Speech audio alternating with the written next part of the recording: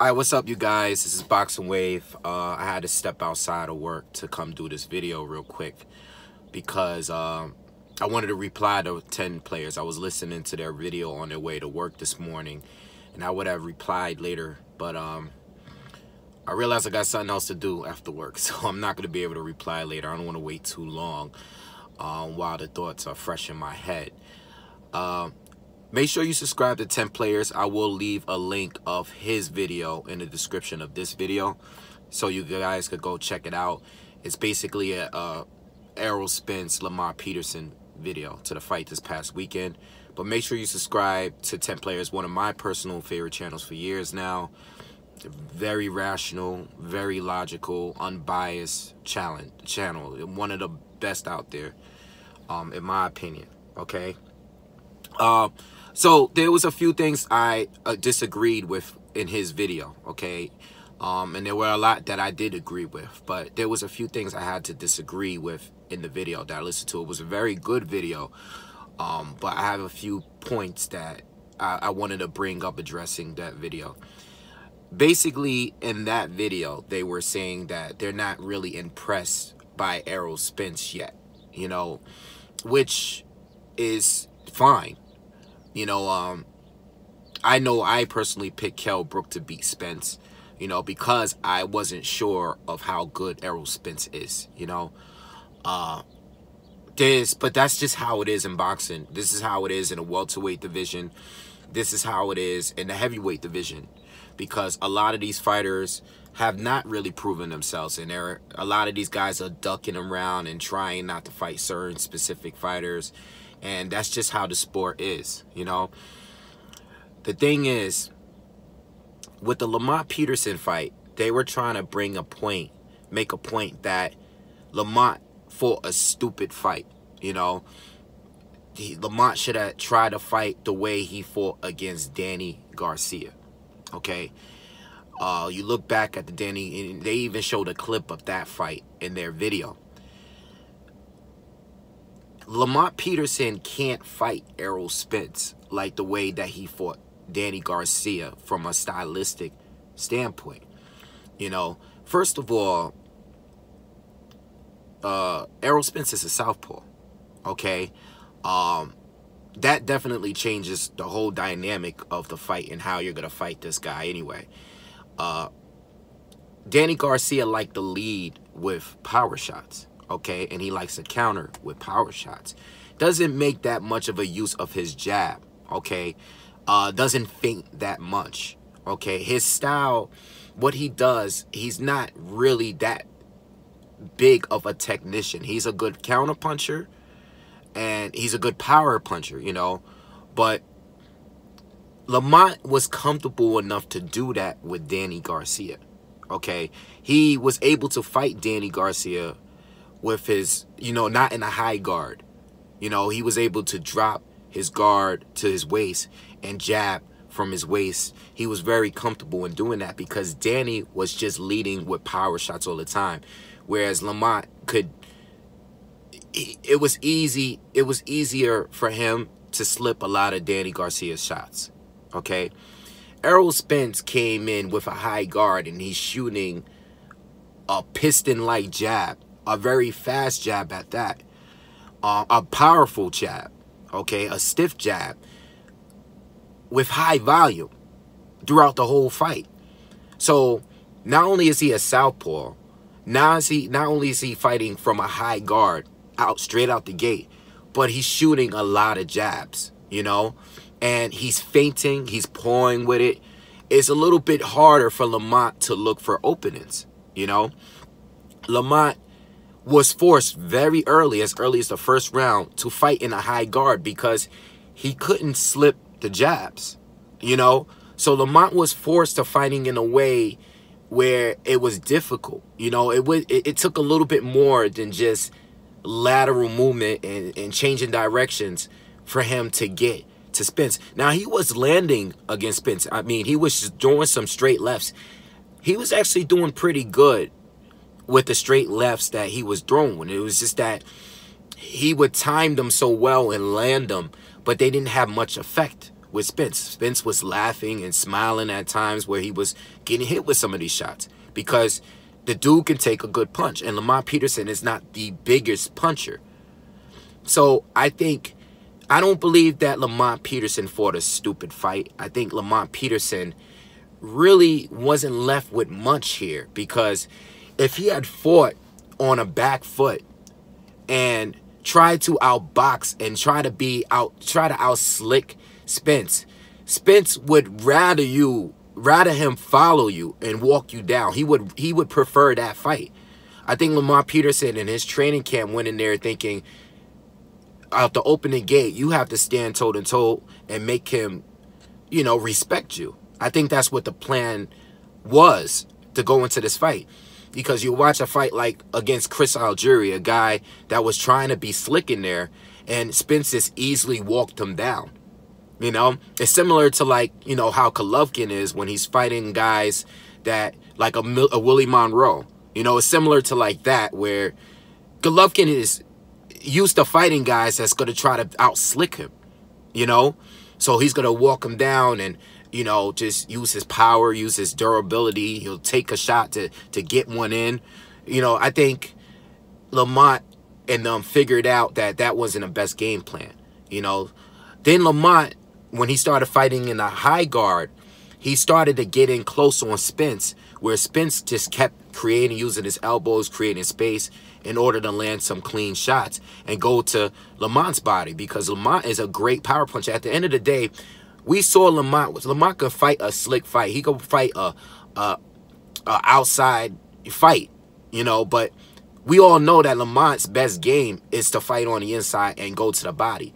He wasn't able to do it because Spence would just keep the distance between them, and he would just push Lamont away from him. Spence didn't allow Lamont to get close to him when Lamont tried to, because Lamont didn't have anything else. He couldn't box with him on the outside. He just couldn't do it.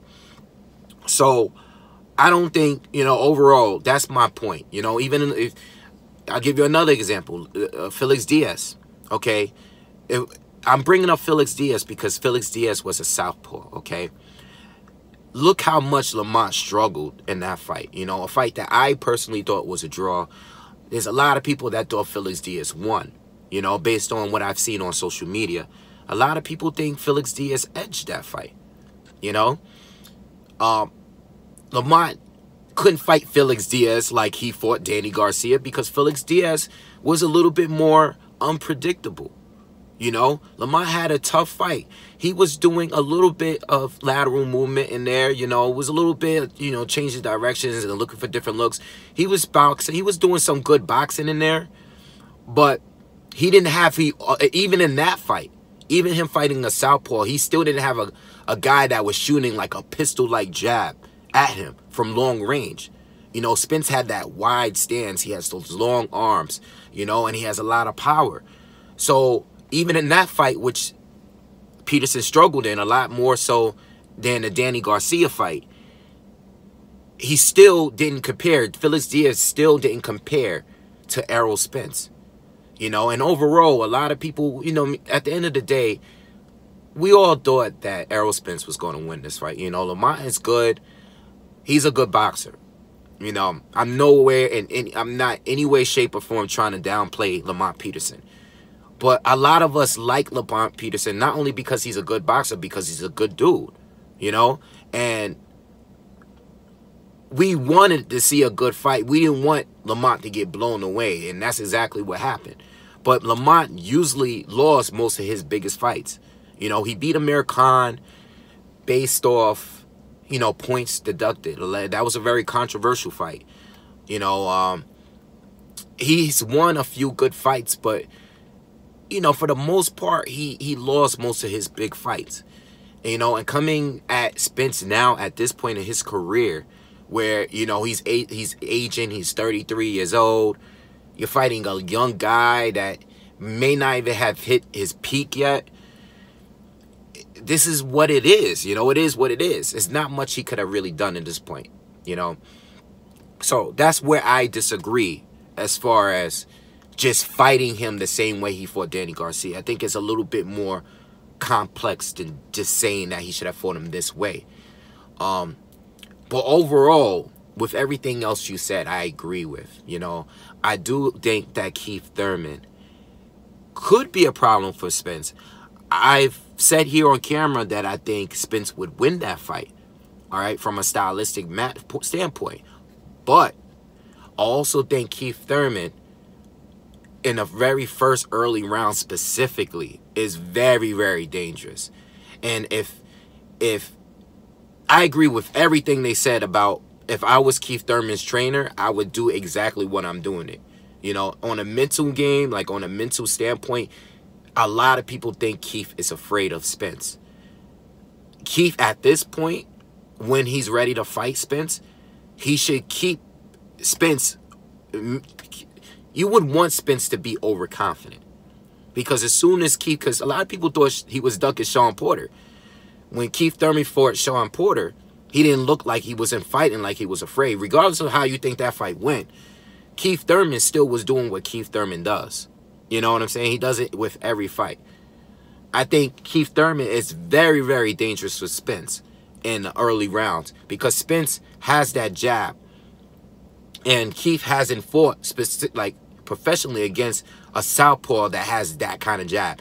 We seen him fight Robert Guerrero, but Keith was comfortable with his arms low and he, you know, slipping and countering Guerrero because Guerrero really didn't have anything to what Spence is going to bring in that fight.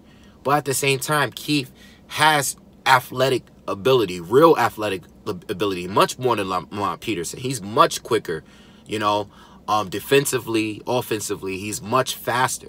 You know, he's a big power counter puncher. You know, if Spence get caught, he can get rocked very early. And we never seen Spence fight anyone that has that kind of power like Keith Thurman. So Keith Thurman can definitely knock Spence out and prove that he's been overrated all this time. All right. My pick, I think Spence will neutralize Keith Thurman. I personally believe that. It has nothing to do with me being a fan of Keith. I am just strictly talking boxing. Okay? Strictly talking boxing. You know, but I thought there were several fighters that I thought Keith would have trouble against. You know, I said Sean Porter. I said Kell Brook. You know. But yeah, you know, I mean, listen, you can Keith has a shot. Another person you named, Sean Porter. Okay? Sean Porter is always going to be a guy that can possibly beat anyone in welterweight. Because Sean Porter can throw you off your game. You know, because he smothers you. And if Spence is not capable of creating that space between him and Sean and landing some clean shots, then Sean is going to be all over him. You know, these are fights that we have to see. And this is what pisses me off about Sean Porter. And this is why I've been going so hard on Sean Porter lately on the channel. I've been going hard because I think Sean Porter is capable of beating him. I don't know why Sean chooses to be all buddy-buddy with Errol Spence, okay? So supportive of Errol Spence. He says he's eyeing Keith Thurman right now. You have your eye on Keith Thurman. That's who you want right now. But then you also said that I want to fight Danny Garcia within the same interview. But this kid that has a title, you don't want to fight him. That doesn't make any sense. But you call Danny Garcia out. You know why? Because Danny Garcia is beatable by anyone. Even the guys that he did beat, they were close fights. Danny Garcia is beatable. You know, he has a name. He has recognition because he is a champion at 140. He was a champion at 147. And people feel that they can beat him. So they call him out continuously. He doesn't even have a title anymore. And dudes is like, well, I want to fight Danny Garcia. For what? You know why? Because it's an easier fight. Let's be real. And Danny is like looking for the fights that he could. He's doing the same thing. I'm going to fight Brandon Rios. You know why? Because he has a name. And I could beat him. You know? All of these guys are doing it. Sean Porter is a disappointment because you could possibly beat this kid. You've already lost. You know, it's not like you have an undefeated record where you're like, you're not trying. I mean, listen, you're looking for another shot against Keith Thurman. I get it. You think you won the fight. I get it. You want that fight against Keith Thurman. I get it. But Keith Thurman is doing a tune-up fight. He's not fighting you in his very first fight back, you know? So why not fight Errol Spence? He wants to fight you. He has your old title. Fight him, you know? So everything else, I agree with 10 players. I just think from a stylistic match, the styles, from a stylistic standpoint, there was nothing Lamont could have done. You know, unless he would have needed to do something we never seen before from him. You know, and none of us was expecting that. All right, Spence. Yes, you can make the argument that he's still unproven as far as being great. Okay, you can make the same argument with Terrence Crawford. You know, Terrence Crawford, in my opinion, is the best fighter for Spence because I think Terrence Crawford is still a better boxer. I think he's just a better overall talent as of right now because Spence is improving with every fight. And Spence might be able to beat him. But I also agree with what 10 players said. Spence is a big fighter. He should be fighting at 154. That's what they said, okay? If this conversation was about Spence beating guys at 154, the Charlos, Andre, you know, even though Andre went up, but, you know, he just recently went up. If this was about a conversation on who could Spence beat at 154, that's a whole different conversation.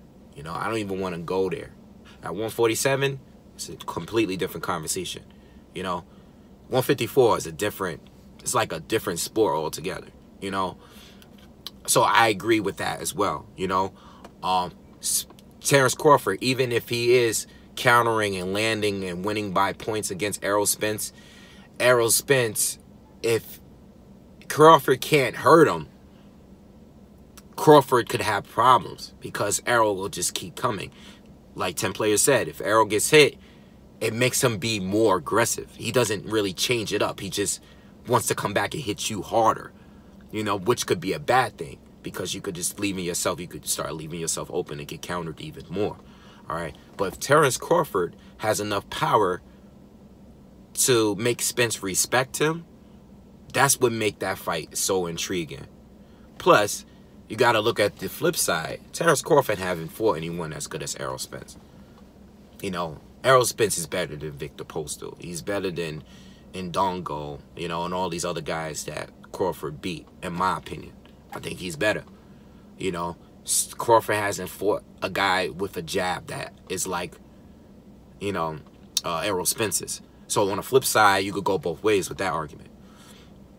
All these guys got a lot to prove, you know. Crawford hasn't fought at 147. I think his power is going to match up well at 147, in my opinion, because I think Crawford is bigger than a lot of guys give him credit for. You know, I know he was fighting at 135, but he's grown since then. And, you know, him walking around, he's not no small dude. You know, Errol still may be a little bigger, but Terrence Crawford is not no small dude. Not like a lot of people make it seem, though. You know, I think he'll do well at 147, but he has to prove that. He has to prove that. All right. So anyway, I'm gonna stop that right there. You know, I think all of these guys overall have a lot to prove. I think a lot of these guys like to call out Danny Garcia because they see the flaws in Danny. You know, they see the flaws in that. Danny don't have the speed. You know, he doesn't have the speed. So guys could go in there and out-slick him, you know, so casually, like Lamont Peterson was doing. You know, but you got to remember, at the end of the day, Lamont still lost that fight on points. Regardless of how you feel, Lamont still lost that fight on points because even though he was making Danny miss, was he really taking advantage of that by, you know, round by round? You know, was he really dominating? He really wasn't. You know, Danny was still landing. Anyway, I could go on forever talking about this. But anyway, shout out to 10 players. Make sure you watch that video because the video is a good video, all right? It's just that those few points I wanted to address. And I'll leave that in the description. And make sure you subscribe to my channel as well. I have to get back to work, all right? I'll see y'all later. Peace.